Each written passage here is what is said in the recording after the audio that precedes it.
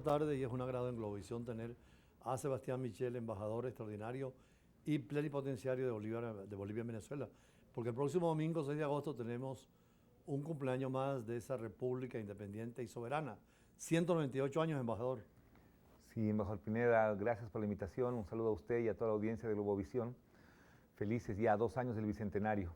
Un país que salió con muchas dificultades, con muchas tensiones, con la negativa de Lima, con la negativa de Buenos Aires, con dudas del resto de estos libertadores, y afortunadamente con la venia, con el esfuerzo de Sucre y la venia de Bolívar, logramos consolidarnos como nación, y pese a que la gente pensaba que íbamos a durar muy poco, estamos a punto de cumplir 200 años.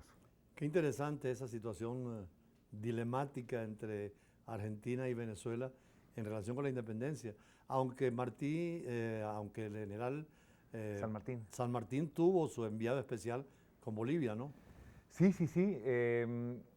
Gran parte de nuestra lucha independentista ha sido más bien con el equipo de las Provincias Unidas del Sur. De hecho, al momento que se funda Argentina, teníamos nosotros casi la mitad de los diputados fundadores de Argentina, son de lo que hoy día son departamentos de Bolivia: Tarija, Potosí, Sucre, Cochabamba, Oruro, La Paz. El primer presidente de la Junta de Gobierno es un potosino, nacido en Bolivia. Bueno, en ese entonces Provincias Unidas del Sur, es el primer presidente argentino de alguna manera, es un boliviano. Entonces peleamos juntos esa guerra, y efectivamente uno de los puntos de encuentro con el ejército libertador del Libertador Bolívar fue Pichincha, ¿no? Pichincha fue más o menos una suerte de OTAN, ¿no? O sea, el primer conjunto internacional de ejércitos para atacar a un imperio. Entonces llegaba el ejército libertador de Bolívar, que también eran muchas fusiones de muchos pequeños ejércitos, y llegó el ejército libertador del sur, los ejércitos auxiliares, a la cabeza de alguien que había nacido ahí a 40 kilómetros de La Paz, en Guarina, Andrés de Santa Cruz, un presidente mestizo que tuvimos, que fue enviado por San Martín a comandar las tropas. Entonces San Martín y Bolívar envían sus tropas, y los que comandan efectivamente son por el ejército libertador Sucre, y por el ejército del sur Andrés de Santa Cruz. Una verdadera internacionalización de defensa, ¿no? Y de combate y de reestructuración de los estados. No sé si habrá en casos anteriores de este tipo de alianzas, quizá Egipto con Roma, sí, pero yo creo que es así en tiempos modernos, ya en tiempos de estrategia militar más moderna. Me imagino que es la primera transnacional de defensa de ejércitos. Tal vez contra Napoleón, que se aliaron todos los monarcas para impedir el ejemplo de Francia, ¿no? Que sufrimos aquí, que nos dio oportunidad para declarar la independencia, precisamente. Así es. ¿Y qué actividades tienen preparadas, embajador? No, este año tenemos la intención de encontrarnos con todos los amigos venezolanos y celebrar ahí una ofrenda floral ante el sarcófago Libertador, porque nunca hay que olvidar que fue con su espada que logramos la libertad definitiva, ¿no? El 24 fue Ayacucho, pero en Bolivia seguía resistiendo el Cerro Rico de Potosí y todo el área de influencia de lo que era Charcas, el ejército español, y fue necesario que Bolívar llegue hasta el lugar para que eso termine de disiparse, ¿no? El nombre mismo de Bolivia, ¿no? Invoca a Bolívar. Sí. Era un homenaje que le habíamos llamado directamente República de Bolívar. Y al final él pidió que sea Bolivia, ¿no? Porque un poco en esa época boliviano era el término que se usaba para hacer referencia a lo que pertenecía a Bolívar, ¿no? Acá hay un museo boliviano que hace referencia en realidad a Bolívar, y por eso nos llamamos Bolivia al final, en referencia al Libertador. ¿Cómo ha sido esa historia de Bolivia? Hemos visto que por fin la democracia se ha establecido, pero tenía uno de los récords más grandes en golpes de Estado, ¿no? Yo creo que aún lo tenemos, pero sí, salvo pequeños tropezones como el del 2019, hemos logrado mantener una institucionalidad por lo grande, pese a que en ese año hubo un gobierno de facto con todos los niveles de autoritarismo y de violación de derechos humanos que puede tener un gobierno de facto, pero logramos sostener la institucionalidad de resoluciones judiciales al margen del autoritarismo y resoluciones legales. No dejó de funcionar el Parlamento. Entonces se logró constituir una potencia institucional que permita la rápida recuperación democrática. Por cierto, tiene usted una historia que es poco común en los diplomáticos, que de repente un Estado deja de atribuir al embajador en el país al cual está acreditado y nuevamente su país lo vuelve a mandar de embajador y el Estado recipiente pues lo recibe con todo cariño y con toda alegría. Sí, por dos razones. La primera, que yo sentí que el fin de mi misión había sido interrumpido muy abruptamente, pero dos, porque el presidente Luis Arce pensó que había que dar una señal contundente de lo que era nuestra posición en relación a lo que vivía Venezuela. Entonces estaba alguien que ya hubiera conocido la posición, que hubiera tenido ya un mensaje claro de que las crisis políticas se resuelven con diálogo, con democracia y nunca con violencia, con invasiones militares. Segundo, ratificar de que ningún daño que se haga a un país latinoamericano le va a hacer bien al resto de los países. Eso es una fantasía. O sea, si le haces daño a un país, nos hacen daño un poco a todos.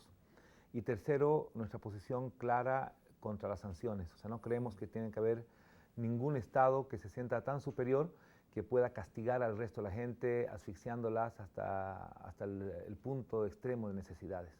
Ahora, esta idea de ustedes de internacionalizarse también ha seguido consecuentes con la Comunidad Andina de Naciones, ¿no? Bolivia, al ser un país mediterráneo, ha encontrado en los procesos de integración siempre alguna alternativa. La Comunidad Andina de Naciones para nosotros ha sido una gran alternativa que ha funcionado bastante bien. Para un país mediterráneo es muy difícil el comercio, te encarecen los costos, los fletes, y creo que la Comunidad Andina de Naciones nos ha permitido tener de alguna manera alguna ventaja competitiva con Ecuador, con Colombia, y nosotros también abriéndole, por supuesto, los mercados, porque en un proceso comunitario, un derecho comunitario, todo tiene que ser recíproco, ¿no? También tenemos que sacrificar algunas cosas para que sea un producto exclusivo de Colombia, de Ecuador. Extrañamos mucho la presencia de dos socios que yo creo que tarde o temprano tendrán que retornar, Chile y Venezuela, que eran dos países que le aportaban demasiado a la Comunidad Andina de Naciones, y seguramente será todavía un proceso gradual, pero va a ser muy importante el retorno de ambos países. ¿Cómo ha sido la participación de Bolivia en el Mercosur y el acercamiento, que también sería interesante, a ese mecanismo de integración? Bueno, como normativa, como procedimientos, como funcionamiento institucionalizado, porque no te olvides que del Pacto Andino tenemos una CAF, que es un mecanismo financiero. Del Pacto Andino tenemos un Tribunal de Justicia Andina en Quito que te resuelve las controversias entre los países. Tenemos una universidad que desarrolla institucionalidad en Bolivia. Sí. Tenemos un montón de entidades que nos permiten equilibrar. O sea, el funcionamiento es perfecto, superior, yo diría, al del Mercosur. Pero el Mercosur tiene un encanto muy grande. Tiene Brasil y Argentina, que son ensambladores de grandes cosas, de industria, de aviación, de automovilismo. Entonces, poder ser parte menor de este eslabonamiento es interesante. Ahora, Bolivia ya tiene la aprobación de los gobiernos del Mercosur para ser miembro pleno. Tiene la aprobación del Congreso de Bolivia, pero también del resto de los congresos. Y solamente para ser miembro pleno nos faltaría la aprobación del Congreso de Brasil, que por los problemas que ha tenido se ha visto interrumpido. Pero bueno, tanto los congresales de oposición como de oficialismo en Brasil tienen un compromiso de que en este próximo año ya se daría la votación y la consideración del ingreso de Bolivia a la... En la última reunión en Bruselas de la Comunidad de Naciones Latinoamericanas y del Caribe, la posición de Bolivia y la actitud, ¿cuál fue? ¿En relación a qué? En general, a la política exterior, a la integración. Primero hemos visto el tema de CELAC Unión Europea como un gran logro, porque creemos que cuando la Unión Europea te invita a sentarte de igual, es que algo estás haciendo bien. Porque cuando ellos no te invitan es porque ya tienen estados muy subordinados y que no necesitan coordinar nada. El hecho de que ellos necesiten coordinar, yo creo que habla bien de ambos bloques. Segundo, la Unión Europea es un bloque consolidado, tiene un congreso, tiene una moneda, libre tránsito, tiene mucho, y nuestro CELAC todavía es muy incipiente, no tiene una Secretaría General, no tiene una institucionalidad, no tenemos una moneda común, no tenemos un documento común, pero ellos han reconocido en la CELAC un paralelo, un igual. O sea, ellos han reconocido que el paralelo a la Unión Europea es la CELAC, Y si bien es cierto, la CELAC por el momento es solamente un foro de discusión de temas prioritarios, pero también ha servido para una relación importante con Europa. Finalmente sigue siendo un mercado atractivo para nosotros, sigue siendo un espacio donde nos encontramos con el resto del mundo, con Asia, con África. Nos encontramos en Europa, el libre tránsito y otras ventajas con Europa es muy importante.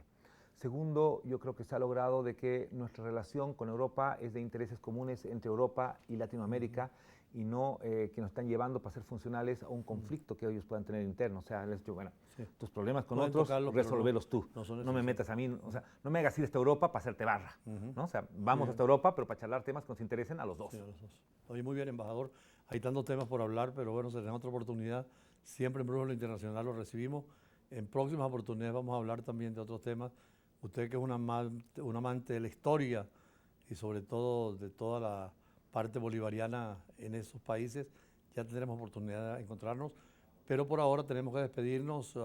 Hasta mañana a la misma hora con el choque de las imágenes, la fuerza de las palabras y nuestros análisis en profundidad como el de esta tarde.